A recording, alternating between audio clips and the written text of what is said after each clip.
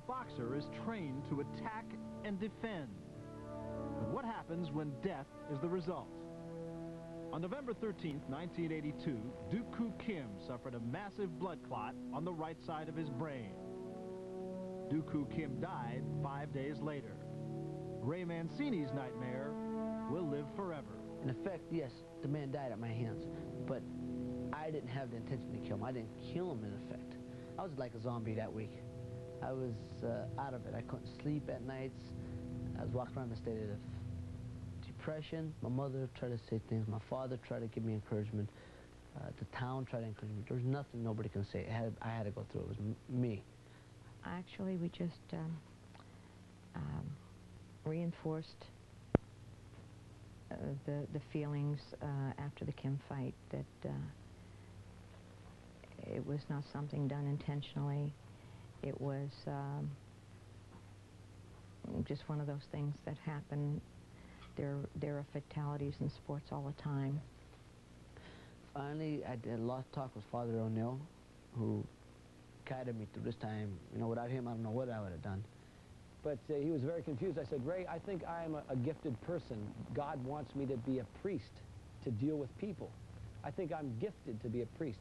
If for one particular reason I left the priesthood, I would be denying people of my gift. And I said, I think you are gifted in this particular area.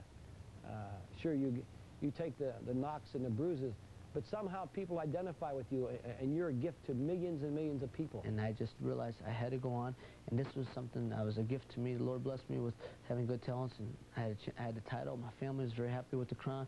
We were enjoying the crown. I just couldn't give it up and throw it away. This was something for my future, and I decided to go on. Ray Mancini lives on with the memories of Duk-Koo Kim, and his boxing style remains a throwback to yesteryear. In the 50s, we idolized our athletic heroes. We experimented. Times were frivolous, and the Cold War was melting. We were beginning to set new standards, some high, some not so high. Our champions were revered. Youngstown, Ohio was typical. The streets bustled, the steel mills glowed, and ex-boxer Lenny Boom Boom Mancini was their hero. In 30 years, many things have changed. Others have not. As the mills symbolize what used to be, the same is true for Ray Boom Boom Mancini, a boxer of the 80s who's been reincarnated from the 50s. A lot of people say I'm unorthodox. I'm a throwback to the old-time fighters because I'm always coming in, I'm throwing punches from all angles, and I love that because the old-time fighters to me were the true champions, were the true warriors, true gladiators. That's the word I'm thinking of. My father told me a long time ago, there's two things of fighting that you must have. That's heart and a good chin. One don't go without the other. I've been blessed with both. I come from a fighting family. My father had tremendous heart, tremendous courage and stamina. The heart is the key to being a champion. I see the same thing in him as I see myself when I was fighting, because I had a lot of determination. He's got the same thing. He's got a lot of heart. That's what you need in a fight game, a lot of heart. He gets me and asks me all kind of questions about the old-time fighters, and I keep telling him how they fought. And he's a throwback. He's in there throwing punches all the time. He'll take one to give two. You know, the book about Rocky Marciano called The First Son, I've read it, and there's certain things in there that articles that they quote certain articles that were written by him, by certain writers, and I'm reading this, I'm saying, this is me. This is me they're talking about.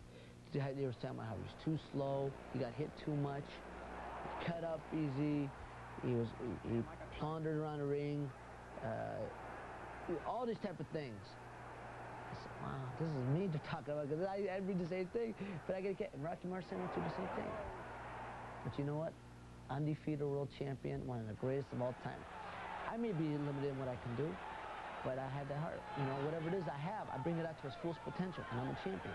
And, hey, I'm going to get whacked on the chin a few times, but I'm not worried about it, because I'm not going to take a good shot, and I don't try to take a good shot, and I'm not going to be there to take 3 or 4 to land my one, but I'm gonna take a few.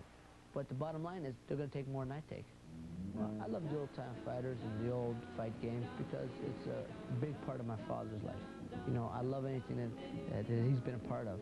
And it was such a major part of his life. I grew up with it.